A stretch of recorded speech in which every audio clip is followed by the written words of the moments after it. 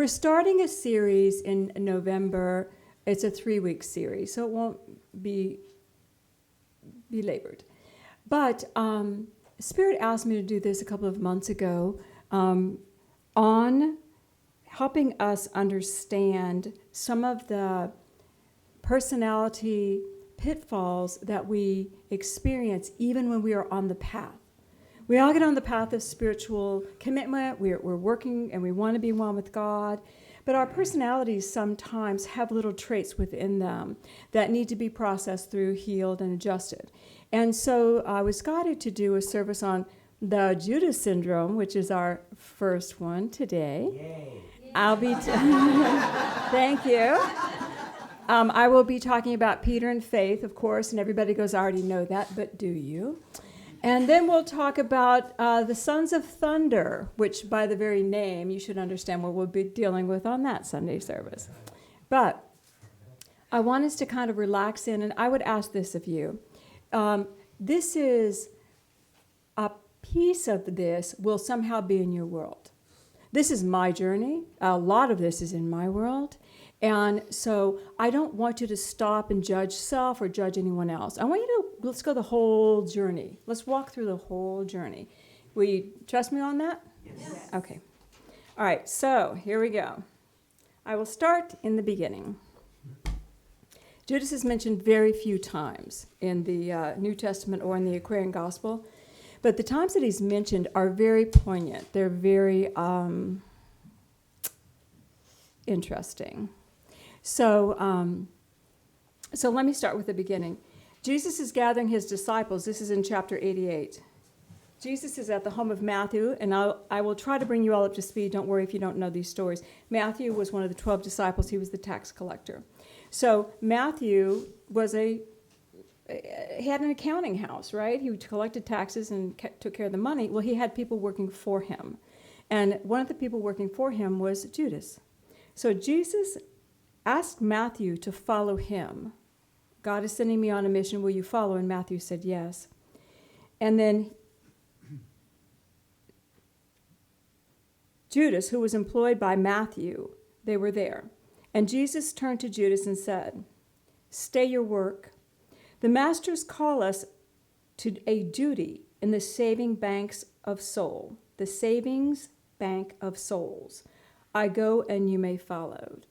So Jesus said, stop what you're doing. The masters are calling us on a mission to the savings bank, because he dealt with money, of souls. Savings bank of souls. Okay, so Jesus is speaking to him in his language. And he's saying, I need you to realize that you can follow me and move into a different spiritual walk. And Judas did, obviously. He said yes. So Jesus is talking to him in his language. He understands. But does he have any training in saving souls? He's an accountant. Not very many of them deal with souls. They're more concerned with ticking and tying the finances. So this young man says yes to Jesus, and he begins to walk with him. So he's changing profession. He's making a great commitment. And because of his skills, Judas is made the treasurer of Jesus' happy band of disciples. And realized there were more than just the 12. He's calling the 12, but there were more like 70 to 100 that followed with Jesus. There was a big group of people. Judas handled the money because that was a skill he brought. Okay? So everybody take a breath. So good intentions we see so far. No problems, right? All right. On chapter 114, we come to the space where we start to see Judas's personality. So let me cue you in on what is going on. Jesus is teaching, and a man asks about a recent disaster that they had. A lot of men at sea were killed. And in that day and time and in that culture, the men brought in the money. The women could not make a living unless they became a prostitute, which was against the Jewish tradition to do that. So the question was put to the master, what do we do now? We've got all these women and children, and all the men were killed. What should we do?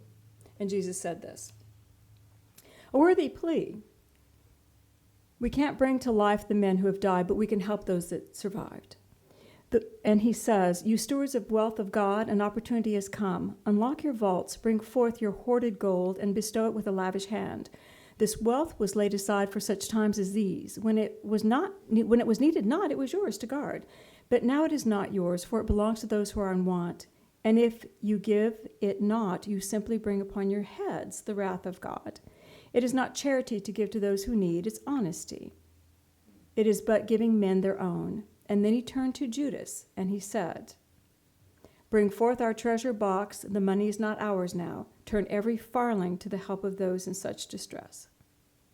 So let me remind you, they have a treasure box. How did the money get into the treasure box? They didn't work for a living. Those were donations for the work they offered. People had been donating to the work they were doing, but they did not charge people. So they had a treasure box full of money that had been given to the ministry. And Judas has now been asked to give it all to help these people. Okay, you guys ready? You may know someone.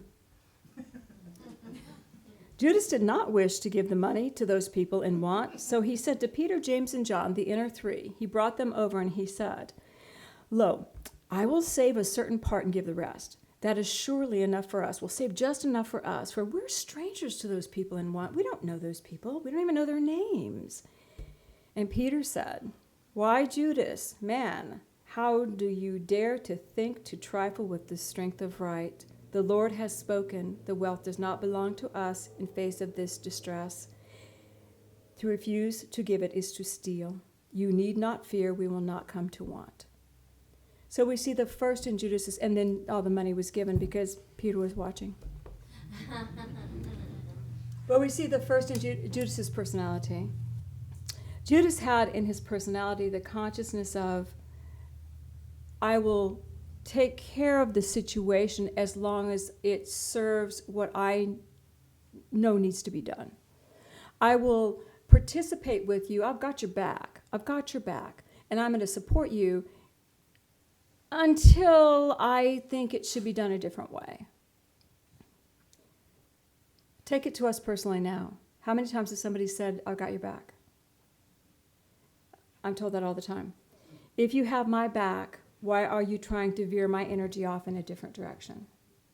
And that's what Judas was doing. Jesus going, "Yeah, Jesus, I got you covered. Yeah, we're not going to do exactly what you say."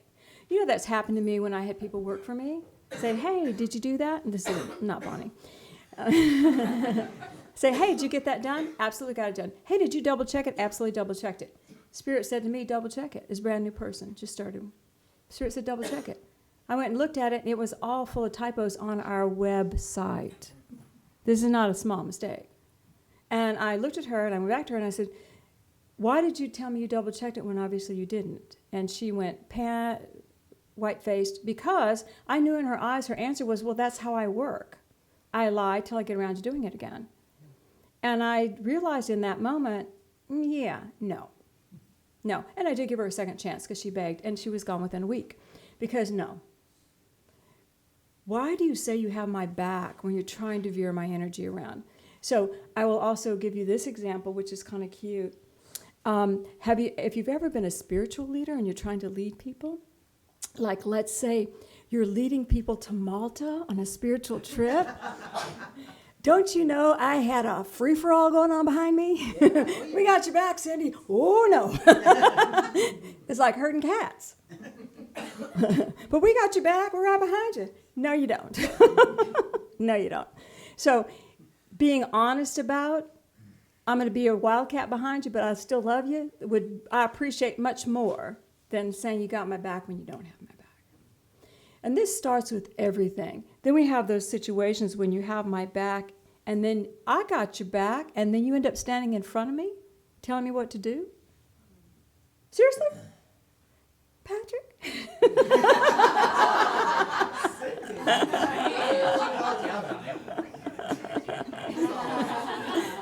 It happens all the time with one you love. You don't mean it. Every one of you can turn to your spouse and say, because it happens to the one you love. I got your back. Oh, now let me lead you and show you what you need to do. He's not the only one. We are all that way. Okay. We don't want to own it. But realize what you're doing. You're saying to your partner, you're saying to someone, I'm going to follow where you lead. I'm going to be your support, and then you don't. That's Judas. I'm going to follow as long as it suits me. I'm going to follow as long as I agree with you. When I don't agree with you, I'm going to do my own thing. But you'll live through it. You'll live through it. Do you think Jesus realized? Of course he did. He saw everything that was going on. You say yes to the plan, but you keep your own agenda. I'm going to say yes to your plan. I'm going to do it my way. And that's okay as long as you're honest about it. All right. We've all had experience here. People say, I'm with you, but are they always doing what you want, what you're asking of them? People tend to make the mission serve them. And it also looks like half-hearted energy.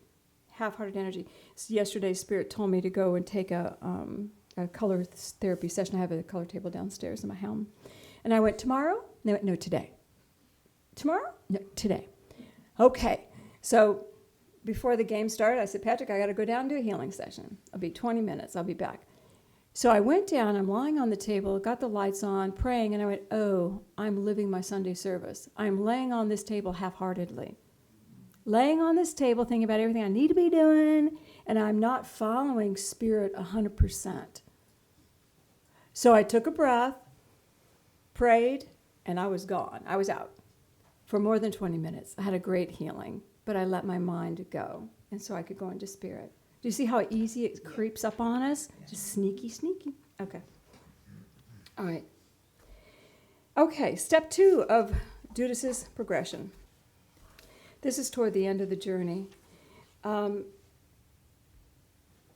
This is when Jesus is having dinner. This is toward the end of the journey. It's actually during the last week of Jesus' life on the planet. So he's at dinner, and you guys know the story about the woman who takes oil and puts it on his feet. Well, her name was Mary. So she took expensive oil and started anointing Jesus' feet.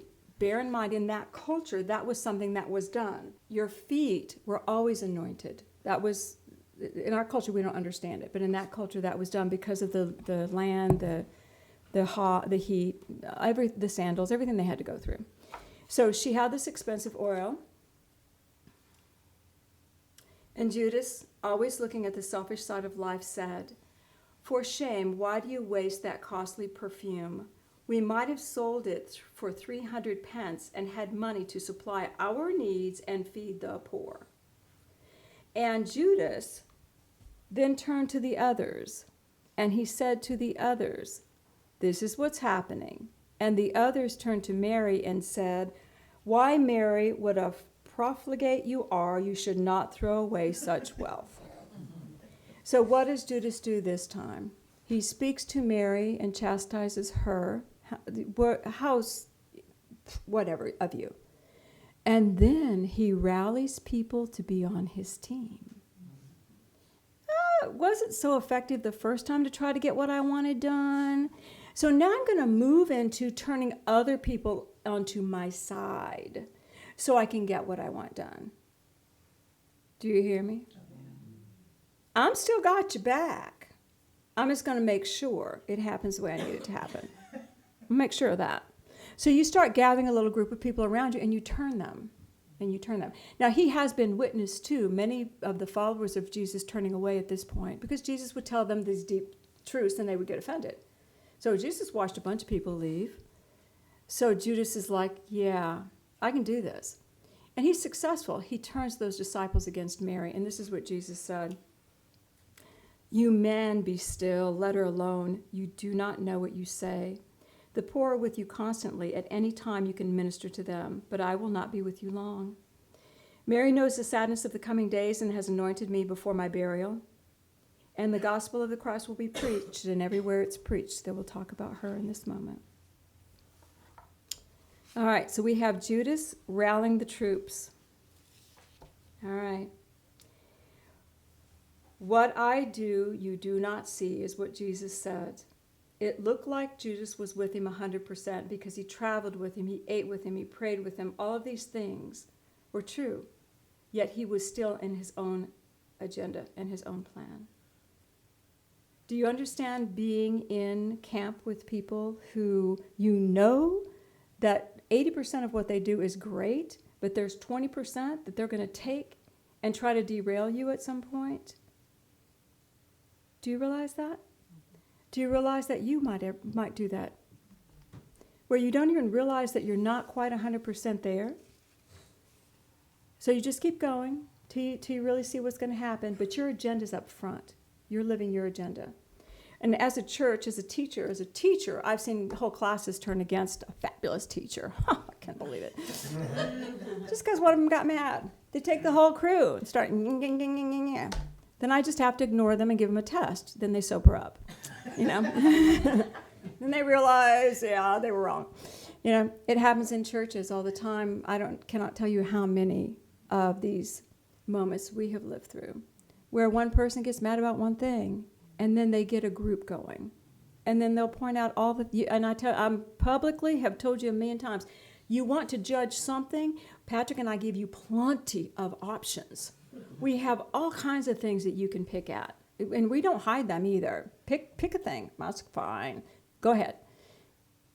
But when a whole group picks on one thing, a whole group gets together and picks on one thing, where's our message and our mission? Is it really about that one thing? I will take you now to the showdown. Because when people actually play this, where they get invested in a path, they don't know where it's going, they can't see where it's going, so they need to make it go where they're going to go. They'll start with the veering of the energy. The second step is to create a bunch of people going against it in the pack behind you. The third is to create a showdown. I'm going to create a showdown where everything is going to come to a cataclysmic end. And this is what Judas did, and it was done very,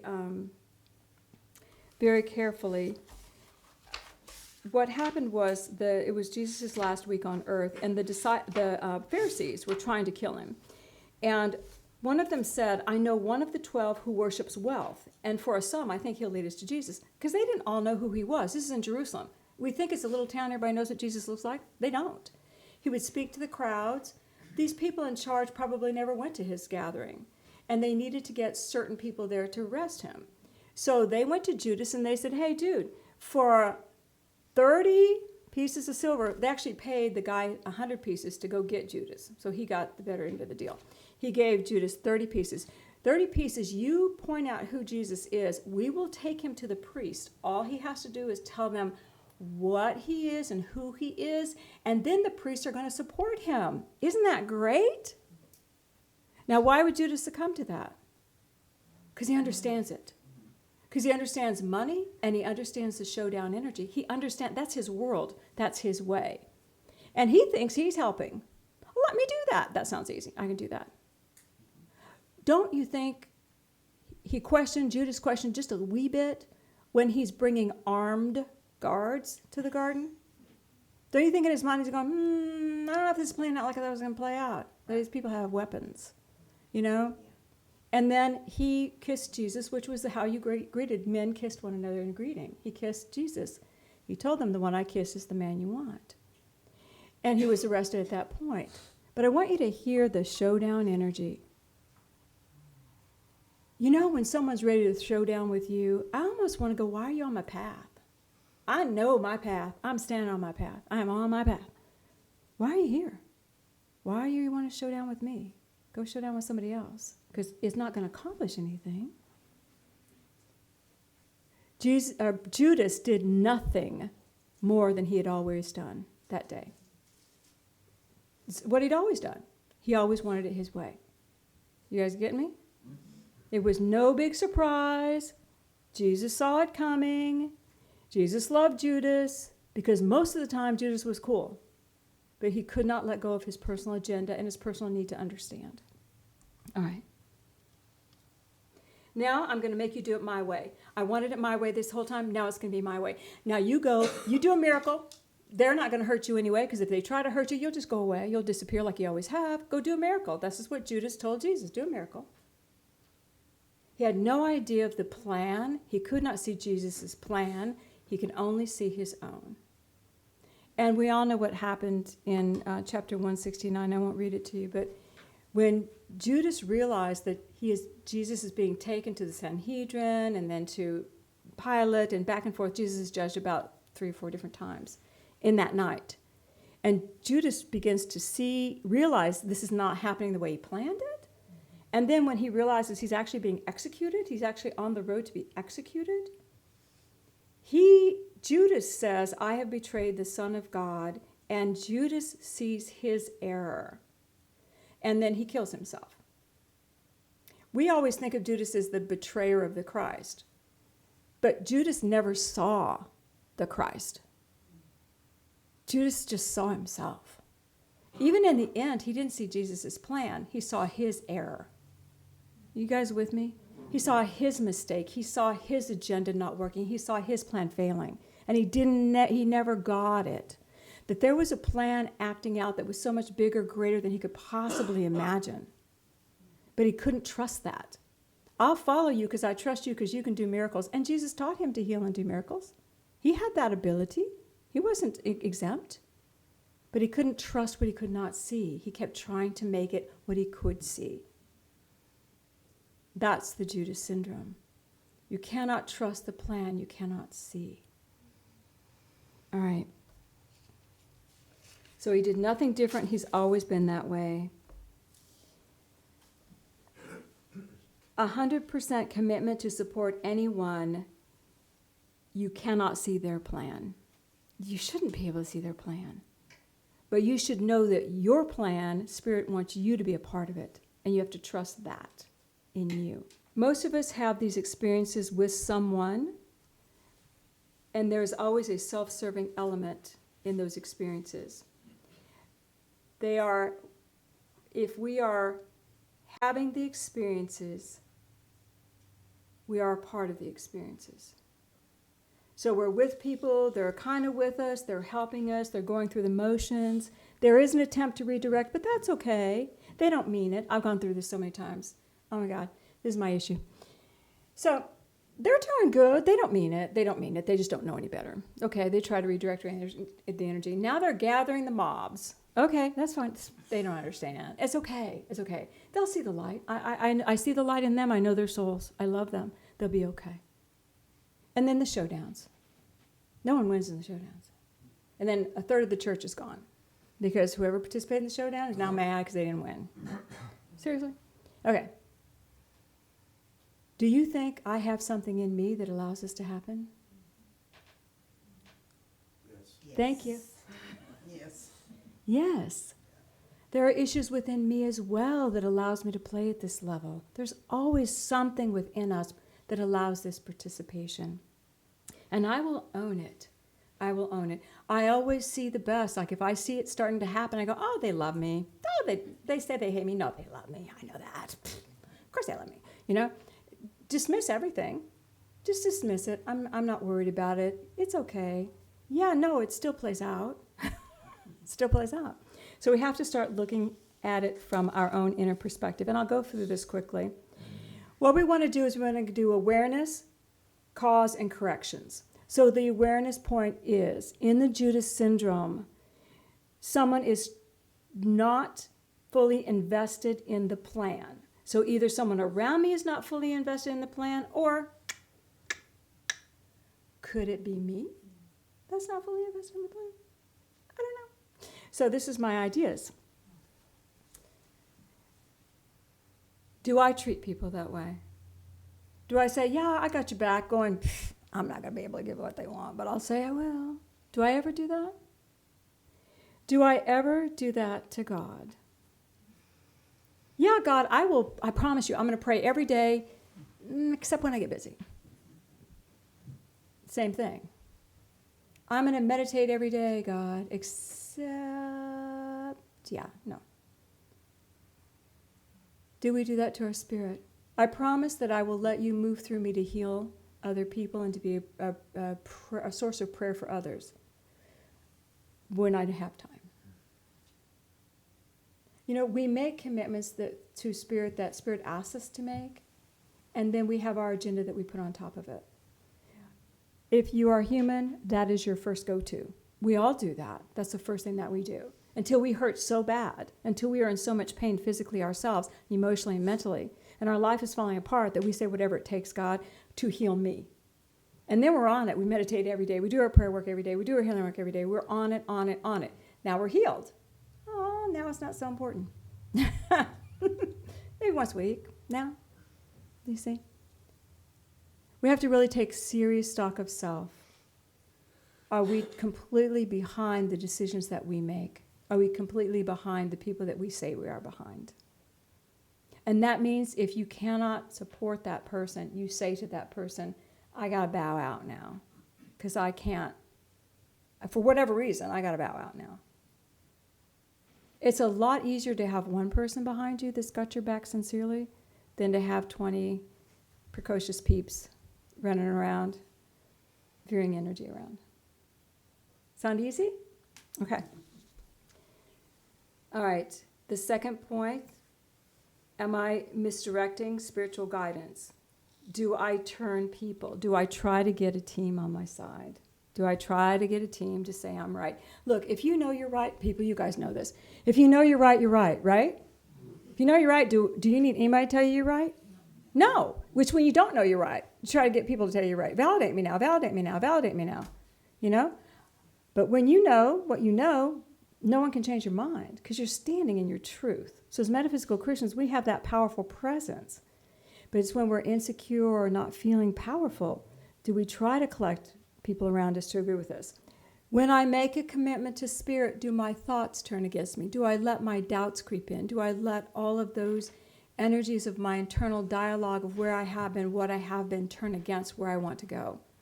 That's the same thing internally. We have to be aware of, am I supporting the thoughts I have? Do we let our mind come in and start putting holes in the beautiful desires and dreams of spiritual awakening that we do have? All right. Do I create showdowns so my way can be considered? Ooh. I can tell you so many times, except I work with spirit all the time, especially when I'm upset. And we've been together 29 years, so there's been times when we have had some wonderfully explosive moments. And I couldn't tell you how many times I have been going, I need to be heard. I need to be heard. And spirit will say to me, be still, not now. No, spirit, you don't understand. I need to be heard. We're going to have it out right now. And what do? Do I go and follow spirit? No. No, we go and have it out. And we get intense and we get loud and blah, blah. We accomplish nothing. Nothing. Because what I think my way is, I'm so committed to, he is equally committed to his way. We accomplish nothing. Nothing. But I wanted the showdown so my way could be heard. Yeah. So what we've learned over the years that we try to do now is find common ground instead. Listen when Spirit says shut up. Find common ground. So anyway, that's beside the point. I just want you to realize that there are times when you do a showdown. I can see mine. Can you see yours? We're laughing because we can totally relate. Okay. You went to the CP playbook, huh? City Patrick playbook. Okay. All right, so here we go. That's awareness of our behavior. Now here's the cause. Spirit gave us in one sentence. The reason we do this is because we're seeking safety in self. That is it in a nutshell. We keep our agenda because we're seeking safety in self. We're trying to be safe with the familiar. We're trying to be safe so we can understand. We're trying to be in control so we can contribute in a familiar way. I do want to contribute, but only in a way I understand. I want to get my needs met, and I want to benefit from this too. We have all of these things that keep us safe, and that's why we move into this space. The causal energy, we're seeking safety for self. The corrective energy is obvious. Move to safety in spirit. Seek safety with spirit. That is the beyond. That is a plan you cannot see. And when you say yes to your plan, you do not know what it is, people. But it is the plan you created before you were born. It is the plan you and spirit worked on before you came down to execute it. It is your plan. But you can't in your mind see it because your accountant within you, the one that looks at all the matter, the one that tallies everything, the Judas within you, only looks at what has been. And the plan is greater than what has been. Do you understand? Okay. Start surrendering to the greater plan for God's will, the will you cannot see. And you seek safety in that. As you're walking in that safety, you can say, whatever happens, oh, this is a part of my plan. Somebody starts making noises behind you, go, oh, come here, you're a part of my plan, instead of ignoring it. Come here. Yeah, what you got something to say? You're part of my plan, so talk to me. Maybe I need to see something. Okay, great. Maybe you're done. Okay, great. Instead of letting it be, handling it, because you are where you need to be in your plan. All right. Stop collecting energies to validate yourself, validate your will, and please don't create the showdowns. God, I will give you my will 100%. Judas did not know the plan. He did walk with Spirit. He accepted all of the gifts. He just couldn't accept not knowing the plan. He just couldn't accept not knowing the plan. If any of these things are within us at any level, the idea of someone pulling our energy or us pulling somebody else's energy, the idea of the group turning against, the idea of showdowns is in our field, we are candidates for betrayal. That is the definition of betrayal. To say you're going one direction and veer to the next, veer off. You just betrayed that commitment you made. You veer off. We have asked to know greater of what Jesus wanted to teach us. We've asked to know greater of the inspirations and the truths of Spirit and God and light and matter and manifesting and all these great things. When we have these qualities within us, can you see how it creates blockages? So, can we just say thank you, Judas? Thank you, Judas. And let's do a meditation. Father, I ask that a beautiful column of light come over each one here. And I ask that the love of God just begin to move into your column. And I invite you to let your focus go to your heart. Just begin to feel the heart within you. And in your mind, please imagine with me that you are standing in some beautiful garden or a clearing or something where you can breathe, where you feel like you. And I want you just to feel you for a moment. And I want you to hear my words. I am ready to support my life. And let those words move through you. I am ready to support my life, my light. Feel that beautiful I am presence within you. Ask that your Christed nature be present, your higher self fully present in your body. I am ready to support my life. And that is all that you need to say. Feel your feet being grounded. Feel the love of God pouring through you. And feel that beautiful presence of Jesus the Christ coming to support, standing by your side.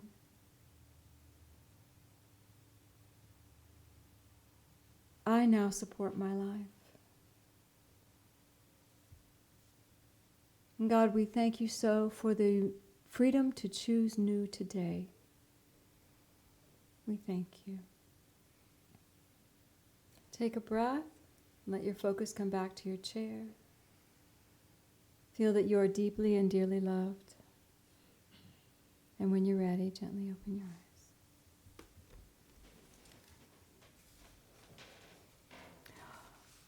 Well, I hope that as you go forward this week, you can process some of the energy that was given.